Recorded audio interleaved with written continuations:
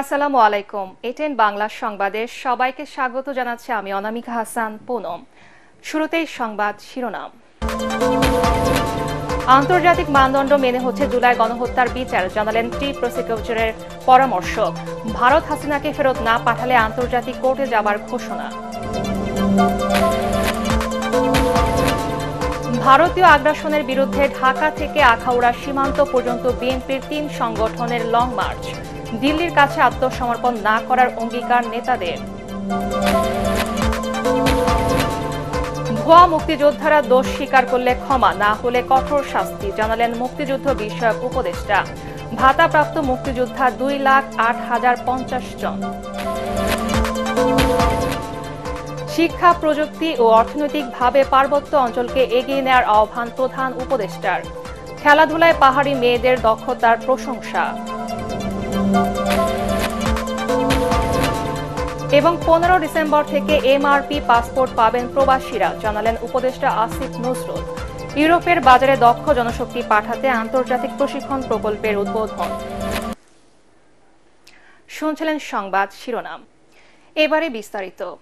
July August গণহত্যার মামলায় অভিযুক্ত পলাতক শেখ হাসিনাকে আইন মেনে বাংলাদেশের কাছে ভারতে ফেরত দেওয়া উচিত বলে মন্তব্য করেছেন আন্তর্জাতিক অপরাধ ট্রাইব্যুনালের চিফ প্রসিকিউটরের বিশেষ পরামর্শক টবি ক্যাডম্যান।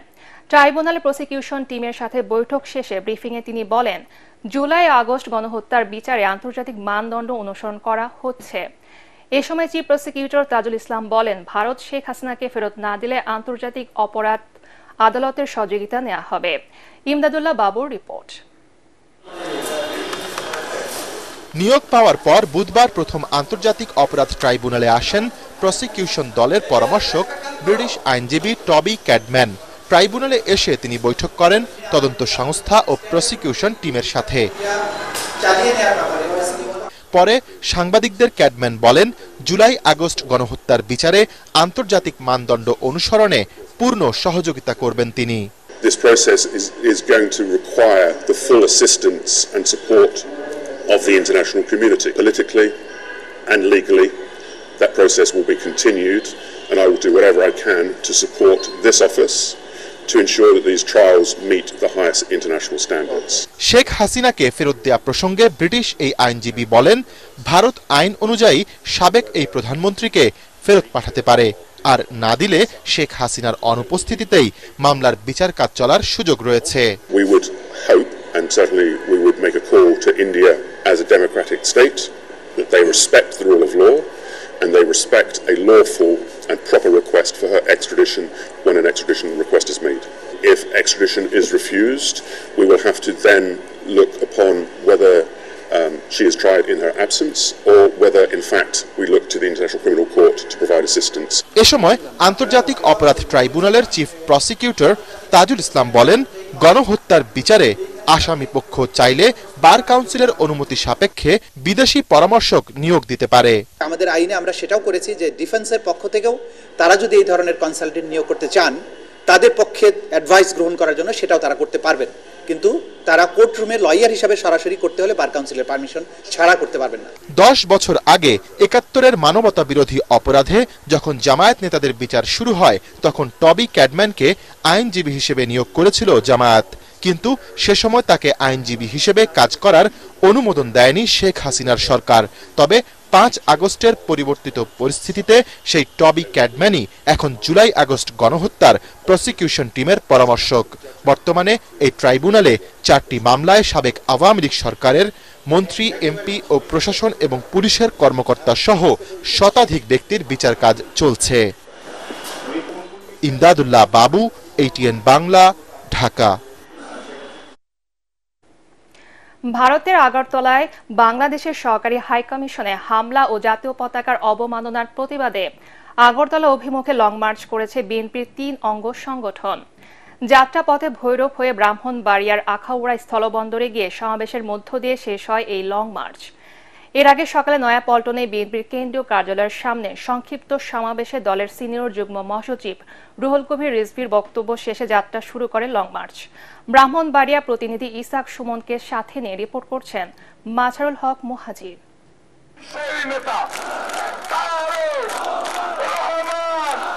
বিএনপির ৩ অঙ্গ সংগঠন ছাত্রদল, যুবদল ও স্বেচ্ছাসেবক দলের নেতৃত্বে ভারতীয় আগ্রাসনের বিরুদ্ধে ঢাকা টু আগরতলা অভিমুখে লং মার্চ। তাই তো শীতের সকালেই বিএনপির কেন্দ্রীয় কার্যালয়ের সামনে এই জনস্রোত। প্রতিবেশী রাষ্ট্র হিসেবে তোমাদেরকে আমরা অস্বীকার করতে পারবো না, কিন্তু রাজনীতির সকল শিষ্টাচার মেনেই তোমাদেরকে চলতে হবে। ভারতের যদি শুভবুদ্ধি হৃদয় না হয়, বাংলাদেশের প্রতিটি দেশপ্রেমিক মানুষ তার পতাকার জন্য জীবন দিতে কুণ্ঠাবোধ করবে না। আমাদের মধ্যে গণতান্ত্রিক সমালোচনা থাকবে, গঠনমূলক সমালোচনা থাকবে ছাত্র সংগঠনগুলোর মাঝে, কিন্তু এই খুনি হাসিনার বিরুদ্ধে এবং ভারতীয় আগ্রাসনের বিরুদ্ধে পুরো ছাত্র সমাজ এক এবং ঐক্যবদ্ধ রয়েছে।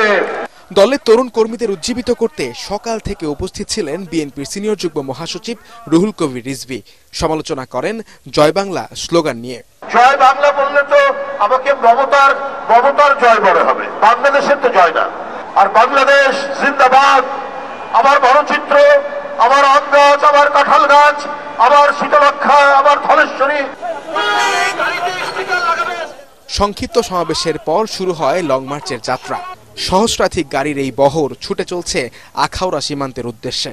এই লং মার্চের মাধ্যমে বুঝিয়ে দিতে চাই, যারা সাম্রাজ্যবাদী, যারা অন্যের দেশকে দখল করতে চায়, অশান্তি সৃষ্টি করতে চায়, তাদের সতর্ক করতে চাই যে ভবিষ্যতে যেন এই ধরনের স্পর্ধা তারা না দেখায়। যাত্রাপথে বিভিন্ন জায়গায় পথসভায় অংশ নেন স্থানীয় বিএনপির নেতাকর্মীরা। কিশোরগঞ্জের ভৈরবে বিশাল পথসভার আয়োজন করে স্থানীয়রা।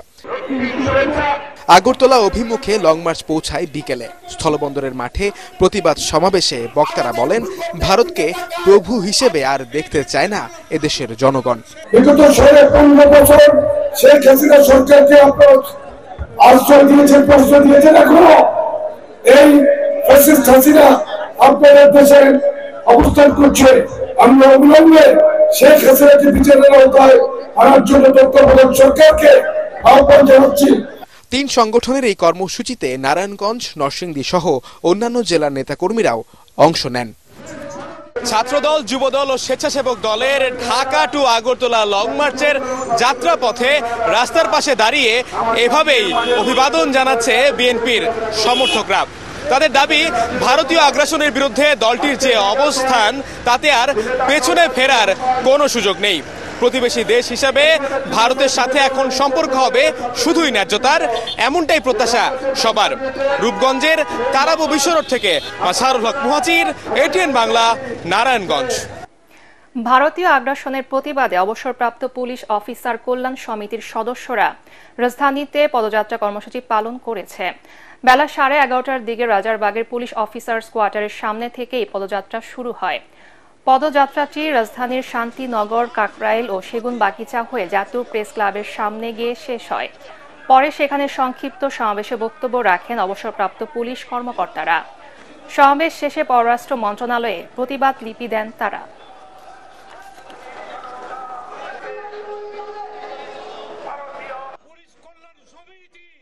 ভারত আমাদের অভ্যন্তরীণ ব্যাপারে হস্তক্ষেপ করছে, এই দেশ থেকে অস্থিতিশীল করার চেষ্টা করছে, এই দেশের সাম্প্রদায়িক পরিবেশ নষ্ট করার চেষ্টা করছে এবং আমাদের মধ্যে যে সম্প্রীতি আছে, সৌহার্দ্য আছে, সেটা নষ্ট করার চেষ্টা করছে এবং নষ্ট করে কোনো একটা দলকে তারা সুযোগ সৃষ্টি করার পয়তারা করছে। আমরা এর বিরুদ্ধে আজকে প্রতিবাদ করছি। তাদেরকে জানিয়ে দেওয়ার জন্যে 1971 সনে প্রথম যারা রাজারবাগে প্রতিরোধ করে তুলেছিল, সেই পুলিশ বাহিনীরই কিন্তু আমরা উত্তরসূরি। কাজে আমরা প্রয়োজন বোধে আবার পথে নামব এবং এই দেশের স্বাধীনতা রক্ষা করার জন্য যে কোনো ত্যাগ স্বীকার করতে রাজি। দেশকে অশান্ত করার ষড়যন্ত্র জনগণ ব্যর্থ করে দিয়েছে বলে জানিয়েছেন জামাতে ইসলামীর আমির ডাক্তার শফিকুর রহমান। মজলিসে শুরার অধিবেশনে তিনি একথা বলেন। এ সময় আমিরে জামাত বলেন, দেশের জনগণ কারো কাছে মাথা নত করবে না, কাউকে মোড়ল মানবে না। এ সময় সংস্কার ও নির্বাচনী রোডম্যাপ ঘোষণার দাবি জানান তিনি। আরও জানাচ্ছেন ইয়াসিন রানা। রাজধানীর মগবাজারে আল ফালাহ মিলনায়তনে সারা দেশ থেকে জামাত ইসলামীর 4 শতাধিক নেতৃবৃন্দ যোগ দেন মজলিসে শুরার অধিবেশনে। জামাতের এই নীতি নির্ধারণী বৈঠকে সিদ্ধান্ত নেওয়া হবে আগামী 1 বছর দলের রাজনৈতিক পলিসি নিয়ে। এতে সূচনা বক্তব্যে দলের আমির শফিকুর রহমান বলেন, গত 15 বছরে আওয়ামী লীগের জুলুম নির্যাতনে সবচেয়ে বেশি ক্ষতি হয়েছে জামাত ইসলামীর। দেশকে কারাগারে পরিণত করা হয়েছিল, শাহবাগে তৈরি করা হয়েছিল প্যারালাল সরকার। এখনো ফ্যাসিবাদীদের ষড়যন্ত্র চলছে বলেও জানান তিনি। দেশকে অশান্ত করার জন্য পতিত স্বৈরাচার এবং তাদের দূষর দেশে বিদেশে তারা মাথা ছাড়া দিয়ে উঠেছে এবং তারা অনেকগুলা দুর্ঘটনা ঘটিয়ে এই সমাজকে অস্থির করতে চায়, অস্থিতিশীল করতে চায়। আলহামদুলিল্লাহ, বাংলাদেশের বিচক্ষণ দেশপ্রেমিক জনগণ ইতিমধ্যেই তাদের ফাঁদ বুঝতে পেরে তাদেরকে ব্যর্থ করে দিয়েছে। আমাদের প্রতিপক্ষ যদি এটা বুঝতে পারে যে এই দেশের মানুষ আর কারো কাছে অসহায়ভাবে আত্মসমর্পণ করবে না এবং কোনো চোখ রাঙ্গানিকে পরোয়া করবে না, তাহলে তাদের জন্য এবং আমাদের জন্য কল্যাণকর। মৌলিক সংস্কার শেষে নির্বাচনের মাধ্যমে ক্ষমতা হস্তান্তরের কথাও বলেন তিনি। কতিপয় গুরুত্বপূর্ণ বিষয়ে আপনাদেরকে সংস্কার সাধন করে সুষ্ঠু নির্বাচনের জন্য সমতল মাঠ তৈরি করতে হবে। এর জন্য একটি রোডম্যাপ দরকার। এরপরে আমরা বলেছিলাম যে সংস্কারের এই মৌলিক বিষয়গুলা সম্পন্ন হওয়ার সাথে সাথেই নির্বাচন অনুষ্ঠানের পদক্ষেপ আপনাদেরকে নিতে হবে। ভোটার তালিকা প্রণয়ন, আসন বিন্যাস ঠিক করা এবং প্রবাসীদের ভোট প্রদানের ব্যবস্থা করতে অন্তর্বর্তী সরকারের প্রতি আহ্বান জানান জামায়াতের আমির। ইয়াসিন রানা, এটিএন বাংলা, ঢাকা। ভুয়া মুক্তিযোদ্ধাদের বিষয়ে ইনডেমনিটি জারি হতে পারে বলে মন্তব্য করেছেন মুক্তিযুদ্ধ বিষয়ক উপদেষ্টা ফারুকী আজম। তিনি জানান, অভিযুক্তরা দোষ স্বীকার করলে সাধারণ ক্ষমা আর তা না হলে কঠোর শাস্তি নিশ্চিতে বিধান করা হবে। বিকেলে শহীদ বুদ্ধিজীবী দিবস ও বিজয় দিবস উপলক্ষে আয়োজিত এক সংবাদ সম্মেলনে একথা বলেন তিনি। এ সময় উপদেষ্টা আরও বলেন, যারা বিভিন্নভাবে প্রতারণার মাধ্যমে মুক্তিযোদ্ধা সনদ নিয়েছেন তাদের বিরুদ্ধে মামলা চলমান রয়েছে, যার রায় ঘোষণার পরই নেওয়া হবে শাস্তিমূলক ব্যবস্থা। এ সময় ভাতাপ্রাপ্ত মুক্তিযোদ্ধার সংখ্যা 2,08,050 জন বলে জানানো হয়। আমরা একটা ইন্ডেমনিটিও হয়তো দেব যে যারা মুক্তিযোদ্ধা এইভাবে মুক্তিযোদ্ধা হয়ে এসছেন তারা যেন স্বেচ্ছায় এখান থেকে চলে যায়, স্বেচ্ছায় যেন চলে যায়। সেই কারণে যদি যায় তাহলে হয়তো তারা সাধারণ ক্ষমাও পাইতে পারে। আর যদি আমরা সেটা না হয় তাহলে আমরা যেটা বলেছি যে এই যে প্রতারণার দায়ে আমরা তাদেরকে অভিযুক্ত করব।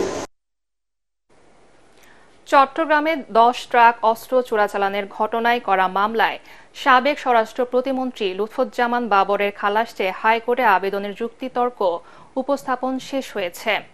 বিচারপতি মোস্তফা জামান ইসলাম ও বিচারপতি নাসরিন আক্তারের দ্বৈত বেঞ্চে আসামি পক্ষের যুক্তিতর্ক উপস্থাপনের সময় তার আইনজীবী শিশির মুনির বলেন, রাজনৈতিকভাবে হেনস্থা করতে এই মামলায় তাকে জড়ানো হয়েছিল। গত 6 নভেম্বর ডেথ রেফারেন্স ও আসামি পক্ষের আপিলের উপর শুনানি শুরু হয়। যেখানে সাক্ষী জেরা জবানবন্দি হয়ে যাওয়ার পরে আবার নতুন করে তার জবানবন্দি দেওয়ার জন্য ডাকা হয়, সেই জবানবন্দিতে এসে প্রথম লুৎফুজ্জামানের নাম বলেছে, বাবর সাহেবের নাম বলেছে। অতীতে তারা যে আদালতে এসেছিলেন তখন বলেনি, ক্রস এক্সামিনেশন করা হয়েছিল তখনও বলেনি, কিন্তু কয়েক বছর পরে এসে ফার্দার ইনভেস্টিগেশনের পরে 7 বছর পরে ফার্দার ইনভেস্টিগেশনে এসে তারা বলছেন বাবর সাহেব নির্দেশে এই কাজ হয়েছে। শিক্ষা, প্রযুক্তি ও অর্থনৈতিক দিক থেকে পার্বত্য অঞ্চলকে এগিয়ে নিয়ে যাবার আহ্বান জানিয়েছেন প্রধান উপদেষ্টা ডক্টর মোহাম্মদ ইউনূস। রাজধানীর পার্বত্য চট্টগ্রাম কমপ্লেক্সে পার্বত্য জেলা পরিষদ চেয়ারম্যান ও সদস্যদের প্রশিক্ষণ কর্মসূচির অনুষ্ঠানে এই আহ্বান জানান তিনি। রাঙ্গামাটিতে আয়োজিত পার্বত্য জেলা পরিষদ ব্যবস্থাপনার শীর্ষক প্রশিক্ষণ কর্মসূচিতে ভার্চুয়ালি যোগ দেন ডক্টর ইউনূস। তিনি বলেন, প্রাকৃতিক সৌন্দর্য ও সম্পদে পরিপূর্ণ পার্বত্য জেলাগুলো দেশের সবচাইতে উন্নত অঞ্চল হওয়ার সম্ভাবনা থাকলেও আজও পেছনে পড়ে রয়েছে। এ সময় পার্বত্য এলাকায় যোগাযোগের প্রসার, শিক্ষা ব্যবস্থার সংস্কার, সঠিক পদ্ধতি ও প্রশিক্ষণের গুরুত্ব নিয়ে কথা বলেন তিনি। সভায় পার্বত্য এলাকার তরুণরা যেন বিশ্ব নাগরিক হয়ে গড়ে ওঠে এই আশাবাদ জানিয়ে তরুণদের শুধু বাংলাদেশের নাগরিক না, বিশ্ব নাগরিক হবার কথা বলেন তিনি।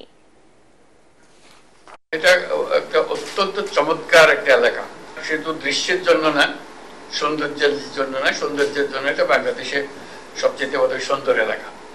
কাজে এখানে যারা থাকে তারাও সৌভাগ্যবান যে এরকম প্রাকৃতিক সৌন্দর্যের মধ্যে তারা থাকতে পারে এবং এত রকমের ক্ষুদ্র নৃগোষ্ঠী এখানে আছে, সবাই মিলেমিশে আছে। মিলেমিশে থাকতে হলে সমস্যাও হয়, সমস্যাগুলো আছে, কিন্তু সমস্যাগুলো সমাধানযোগ্য। বাংলাদেশে জাপানের সহযোগিতা অব্যাহত থাকবে বলে জানিয়েছেন দেশটির রাষ্ট্রদূত ইয়োমা কিমিনোরি। রাষ্ট্রীয় অতিথি ভবন যমুনায় প্রধান উপদেষ্টা ডক্টর ইউনূসের সাথে বিদায়ী সাক্ষাৎ করে অন্তর্বর্তী সরকারের সংস্কার কার্যক্রম ও বাংলাদেশের অর্থনৈতিক উন্নয়নে জাপানের পাশে থাকার কথা জানান তিনি। এ সময় আরও জাপানি বিনিয়োগের আহ্বান জানান ডক্টর ইউনূস। বৈঠকে জাপানে অনুষ্ঠিতব্য নিক্কির বাৎসরিক সম্মেলনে যোগ দিতে প্রধান উপদেষ্টাকে আমন্ত্রণ জানিয়ে রাষ্ট্রদূত বলেন, এই সম্মেলনের মধ্য দিয়ে ডক্টর ইউনূস জাপানের শীর্ষ কোম্পানির প্রতিনিধিদের সাথে বৈঠক ও বাংলাদেশে বিনিয়োগের আমন্ত্রণ জানাতে পারবেন। এছাড়াও রোহিঙ্গা ইস্যুটিও আলোচনায় স্থান পায়। হাইকোর্টের রায় তত্ত্বাবধায়ক সরকার ব্যবস্থা ফিরে আসবে বলে আশা করছেন নির্বাচন সংস্কার কমিশনের প্রধান ডক্টর বদিউল আলম মজুমদার। তত্ত্বাবধায়ক সরকার ব্যবস্থা যাতে বাতিল না হয় সেজন্য জনগণকে জোরালো ভূমিকা রাখার আহ্বান জানান তিনি। সকালে রাজধানীর আগারগাঁয়ে এক অনুষ্ঠানে উপদেষ্টা এম সাখাওয়াত হোসেন বলেন, ভোটাধিকার নিশ্চিতে এখনও জনমনের শঙ্কা আছে। আরও জানাচ্ছেন রাসনা দাস। গণতন্ত্রের পথে চলি একসাথে এই প্রতিপাদ্যে নাগরিক সংগঠন সুজন আয়োজিত অনুষ্ঠানে বক্তারা বলেন, সুশাসন প্রতিষ্ঠায় সুষ্ঠু ও নিরপেক্ষ নির্বাচনের বিকল্প নেই। এ সময় সাবেক নির্বাচন কমিশনার ও অন্তর্বর্তী সরকারের উপদেষ্টা এম সাখাওয়াত হোসেন বলেন, বিগত 15 বছরে দেশের নির্বাচন কাঠামো ধ্বংস করেছে ফ্যাসিস্ট সরকার। তাই জনগণের ভোটাধিকার নিশ্চিতে জাতীয় ঐক্যমত গড়ে তোলা প্রয়োজন।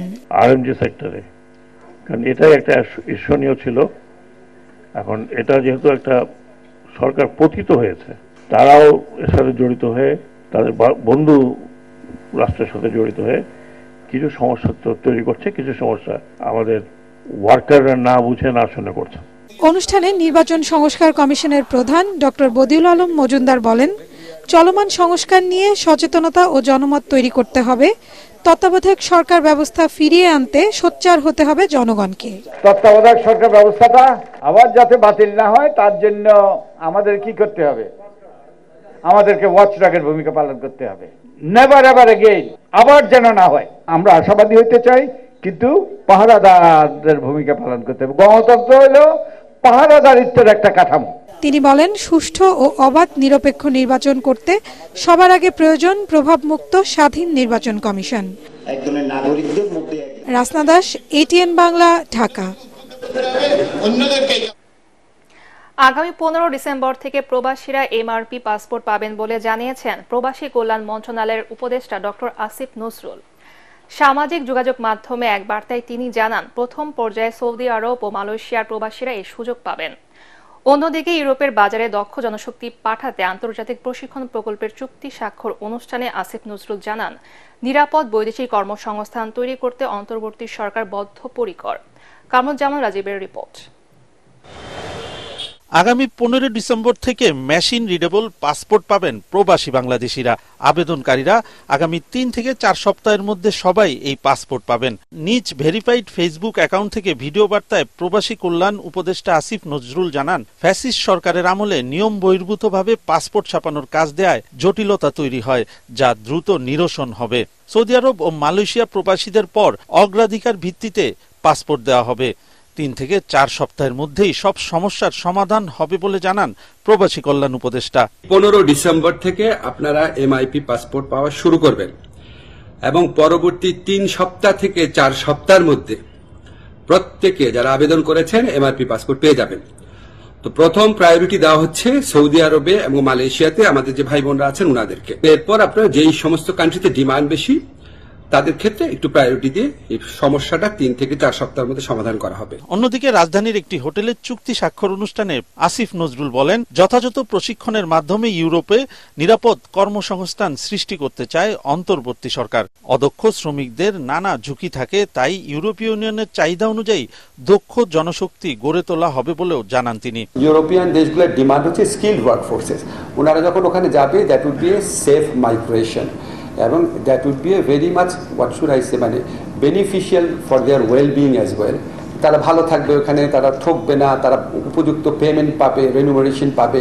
সেই প্রজেক্টটা যদি সাকসেসফুল হয় ইনশাআল্লাহ আমরা অনেক বিপুল পরিমাণ একটা স্টেজে বিপুল পরিমাণ স্কিলড ওয়ার্কফোর্সকে পাঠাতে পারবো। আন্তর্জাতিক শ্রমবাজারে দক্ষ জনশক্তি গড়ে তুলতে আন্তর্জাতিক শ্রম সংস্থা ILOর সহযোগিতা ও ইউরোপীয় ইউনিয়নের অর্থায়নে পরিচালিত প্রশিক্ষণ কার্যক্রম ট্যালেন্ট পার্টনারশিপের চুক্তিতে স্বাক্ষর করে বাংলাদেশ। কামরুজ্জামান রাজীব, ATN বাংলা, ঢাকা। দায়িত্ব নিয়ে দুর্নীতি কমানোর ঘোষণা দিয়েছেন দুদকের নতুন চেয়ারম্যান ডক্টর মোহাম্মদ আব্দুল মোমেন।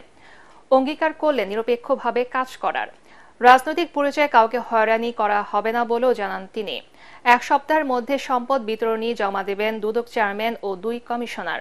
তার বিরুদ্ধে থাকা দুর্নীতির অভিযোগেরও জবাব দেন চেয়ারম্যান। রিপোর্টে জানাচ্ছেন মাহবুব কবির চপল।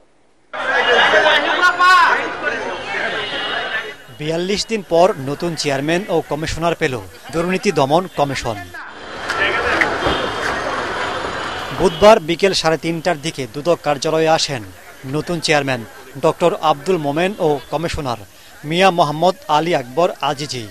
বিদেশ থাকায় আসতে পারেননি আরেক কমিশনার অবসরপ্রাপ্ত ব্রিগেডিয়ার জেনারেল হাফিজ আহসান ফরিদ।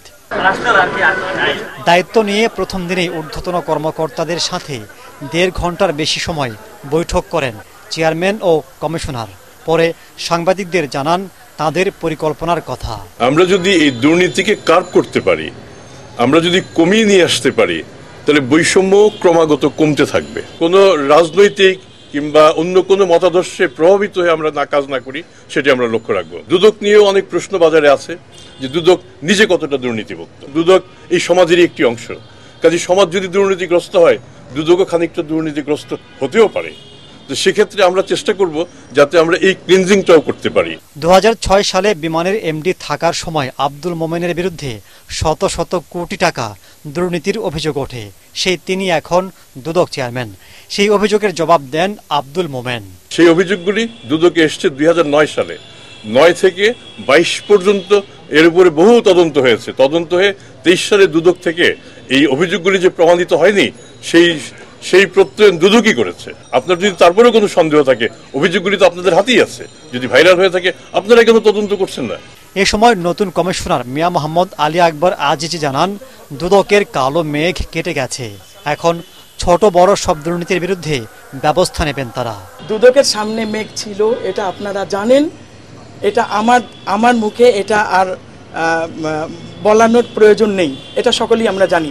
মেঘ যতক্ষণ মেঘ থাকবে না, দেখবেন ইনশাল্লাহ দুদক বা দুর্নীতি দমন কমিশন এর নামেই রয়েছে, এর কাজ কি। দুদকের 7ম চেয়ারম্যান হিসেবে দায়িত্ব গ্রহণ করলেন ডক্টর আব্দুল মোমেন। এখন দেখার বিষয় তিনি লাকি 7 হতে পারবেন নাকি আগের মতোই কমিশন চলবে, যার উপর নির্ভর করবে বাংলাদেশের দুর্নীতি বাড়বে নাকি কমবে। মাহবুব কবির চপল, ATN বাংলা, দুদক কার্যালয়, ঢাকা। আর্মি এভিয়েশন গ্রুপকে আধুনিক পেশাদার যুগোপযোগী শক্তিশালী বাহিনী হিসেবে গড়ে তুলতে সুশিক্ষিত ও সুনিপুণ সেনা বৈমানিকগণ নিরলসভাবে দায়িত্ব পালন করে আসছে বলে জানিয়েছেন সেনাবাহিনী প্রধান জেনারেল ওয়াকারুজ্জামান। তিনি বলেন, এই বৈমানিকরা জাতীয় যে কোনো দুর্যোগে মানুষের দক্ষতার সাথে দায়িত্ব পালন করে আসছে। এভিয়েশন বেসিক কোর্স 13 এর অফিসারদের প্রশিক্ষণ শেষে সেনা, নৌ ও পুলিশ বৈমানিক সহ 24 জনকে তাদের যোগ্যতার স্বীকৃতি স্বরূপ সার্টিফিকেট ও ফ্লাইং ব্রেভেট প্রদান করেন সেনা প্রধান। অনুষ্ঠানে সেনা, নৌ, বিমান, পুলিশ ও র্যাবের ঊর্ধ্বতন কর্মকর্তা সহ গণ্যমান্য বেসামরিক অতিথিরা উপস্থিত ছিলেন।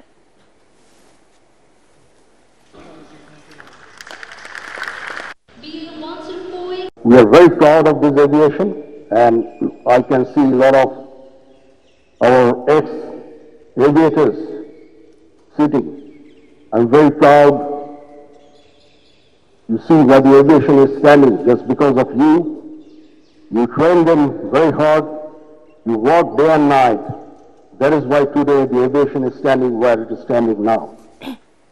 তারুণদের শক্তি দেশি বিদেশি সব ষড়যন্ত্র রুখে দেবে বলে মন্তব্য করেছেন ডিবেট ফর ডেমোক্রেসির চেয়ারম্যান হাসান আহমেদ চৌধুরী কিরণ।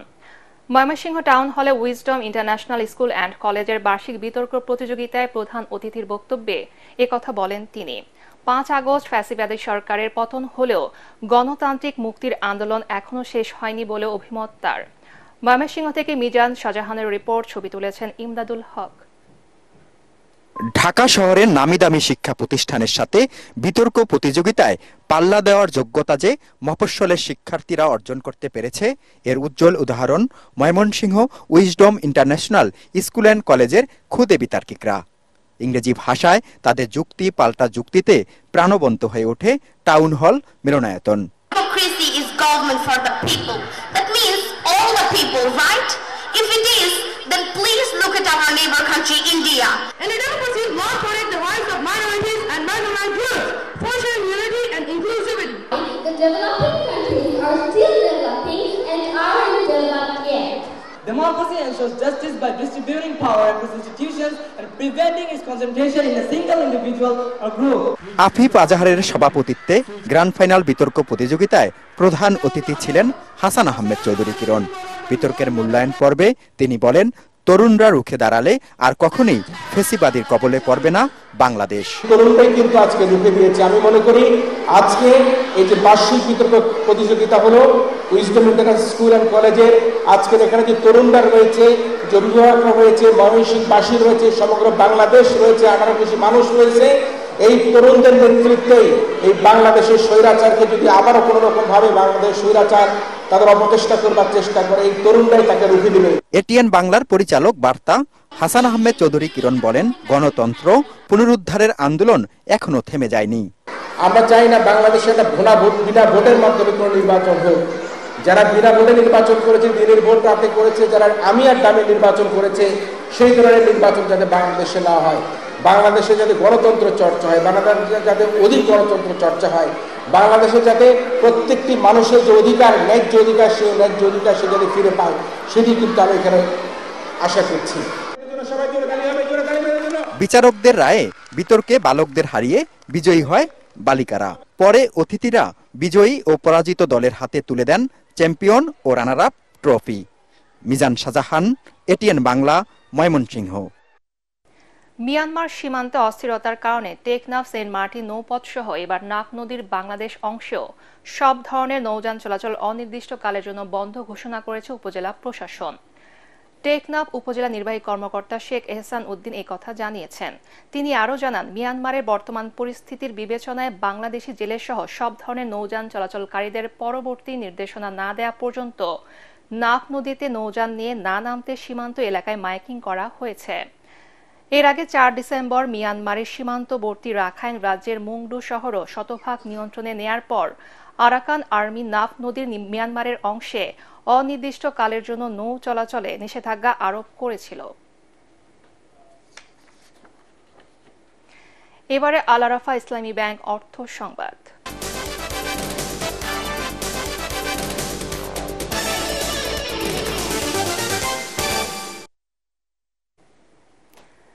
চা প্রেমী মানুষদের আকর্ষণীয় স্বাদের চায়ের অভিজ্ঞতা দিতে শেফস টেবল কোর্ট সাইডে উদ্বোধন হলো ইস্পাহানি টি লাউঞ্জ। রাজধানীর মাদানী এভিনিউতে শেফস টেবল কোর্ট সাইডে এই লাউঞ্জ উদ্বোধন করেন ইস্পাহানি গ্রুপের চেয়ারম্যান মির্জা সালমান ইস্পাহানি। চা ও ভোক্তাদের চাহিদার বিষয়ে ইস্পাহানির দীর্ঘ অভিজ্ঞতা কাজে লাগিয়ে গড়ে তোলা হয়েছে ইস্পাহানি টি লাউঞ্জ। চা প্রেমীদের জন্য দেশি বিদেশি বিভিন্ন স্বাদের চায়ের অভিজ্ঞতা দিতে ইস্পাহানির এই প্রয়াস। অনুষ্ঠানে উপস্থিত ছিলেন ইস্পাহানি গ্রুপের ঊর্ধ্বতন কর্মকর্তারা। শেষ হল ইউনিলিভার বাংলাদেশের ফ্ল্যাগশিপ বিজনেস প্রতিযোগিতা 20 মাইস্ট্রোস এর 15তম আসর। শীর্ষ 5 প্রতিযোগী দলের মধ্যে ঢাকা বিশ্ববিদ্যালয়ের ব্যবসায় প্রশাসন ইনস্টিটিউটের তাহমিদুর রহমান খান, নুসরাত ফৌজিয়া নিশু ও মাইশা ইসলাম মোনামির দল বিজয়ী হয়। ইউনিলিভার বাংলাদেশ লিমিটেডের চেয়ারম্যান ও ব্যবস্থাপনা পরিচালক জাভেদ আক্তার, মানব সম্পদ পরিচালক দুরদানা কবির, জুরি সদস্য এবং ব্যবস্থাপনা কমিটির সদস্যরা বিজয়ীদের হাতে পুরস্কার তুলে দেন। বিচ মাইস্ট্রোস 2024-এর এবারের থিম ছিল পাওয়ার অফ ইউ। গ্র্যান্ড ফিনালের বিচারক প্যানেলে ছিলেন ইউনিলিভার কনজিউমার কেয়ার লিমিটেডের chairman Masud Khan, Dhaka stock exchange পিএলসির চেয়ারম্যান ও ক্লিং অ্যাডভাইজরির প্রতিষ্ঠাতা মুমিনুল ইসলাম। এছাড়াও ইউনিলিভার বাংলাদেশের CFO and finance director Zinia Tanzina Haque, marketing director home care Sadman Sadekin, marketing director beauty and wellbeing Zahin Sajidul ইসলাম বিচারক প্যানেলে ছিলেন।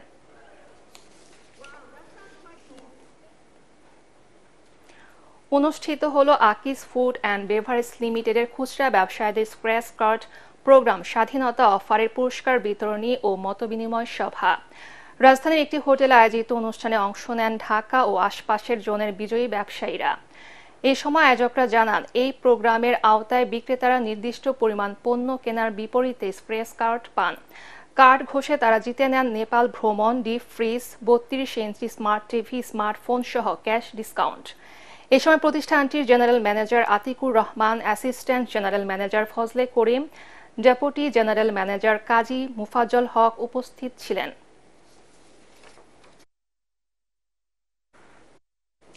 অনুষ্ঠিত হলো advertising agencies association of Bangladesh AAAB-র প্রথম নেটওয়ার্কিং ইভেন্ট AAAB হাব। অনুষ্ঠানে বিশেষ বক্তা ছিলেন ইউনিলিভার বাংলাদেশের চেয়ারম্যান ও ব্যবস্থাপনা পরিচালক জাভেদ আক্তার। আয়োজনটিতে কার্যনির্বাহী কমিটির সহ সভাপতি নাজিম ফারহান চৌধুরী, জেনারেল সেক্রেটারি সৈয়দ আহসানুল আপন, সহ সভাপতি নাজিম ফারহান চৌধুরী ছাড়াও 60টির বেশি বিজ্ঞাপনী সংস্থার স্বত্বাধিকারী, সিইও, অ্যাসোসিয়েশন এবং কার্যনির্বাহী পরিষদের সদস্যরা উপস্থিত ছিলেন। নতুন নির্বাহী কমিটি গঠনের পর এটি AAAB-র প্রথম নেটওয়ার্কিং ইভেন্ট। এবারের সন্ধানে লাইফ ইন্স্যুরেন্স আন্তর্জাতিক সংবাদ।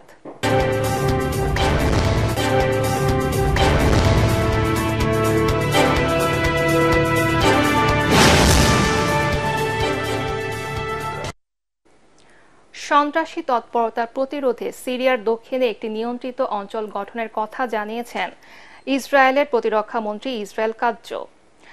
এরই মধ্যে দেশটির দক্ষিণের ওই অঞ্চলে সিরিয়ার ভূখণ্ড দখলে নিয়েছে ইসরায়েলি বাহিনী। গভীর রাতে হামলা চালিয়ে সিরিয়ার বেশ কয়েকটি নৌযানও ধ্বংস করেছে তারা। সেখানে ইসরায়েলি বাহিনীর স্থায়ী উপস্থিতি না থাকলেও এলাকাগুলো তাদের দ্বারা নিয়ন্ত্রিত হবে বলেও জানিয়েছেন ইসরায়েলের প্রতিরক্ষা মন্ত্রী। দেশটিতে বাশার আল আসাদ সরকারের পতনের পর গত 48 ঘণ্টায় এমন 480টি হামলা চালানোর কথা জানিয়েছে ইসরায়েলি বাহিনী। রাজধানী দামেস্ক এরিয়ে কৌশলগত গুরুত্বপূর্ণ মাউন্ট হারমনের সিরীয় অংশ নিয়ন্ত্রণে নিয়েছে ইসরায়েল। সেখানে থাকা সিরিয়ার পরিত্যক্ত সামরিক ঘাঁটি নিয়ন্ত্রণ নিয়েছে তারা। এবারে পার্টেক্স খেলার খবর।